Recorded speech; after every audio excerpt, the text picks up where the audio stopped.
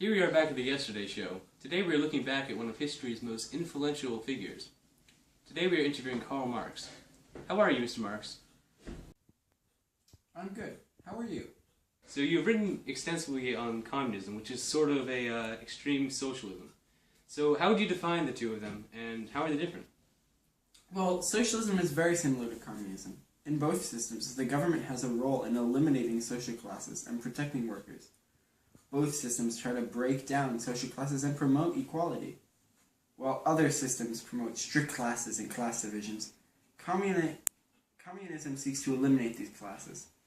Communism and socialism both want to give workers more power, instead of having all the power hoarded by greedy, exploitative bosses.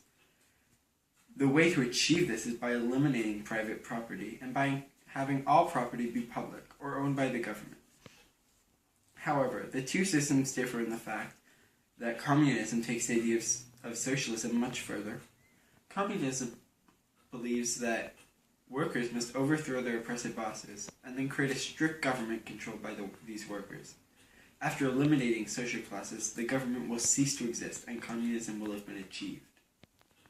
What kind of benefits does a communist society entail? Well, the government would implement social programs such as free universal healthcare and free education. Workers would no longer be forced by strict bosses to work long, hard hours for almost nothing, while the bosses benefit tremendously from what the workers are producing. Instead, everyone would work and everyone would receive benefits usually reserved for the rich upper class. It's time for a quick commercial from our sponsors. Stay tuned for more Karl Marx. Are you tired of oppressive bosses who don't care about the common worker? Overworked and underpaid? If so, then socialism is right for you. Socialism guarantees equality, but instead gives you, not some greedy bosses, control over your life.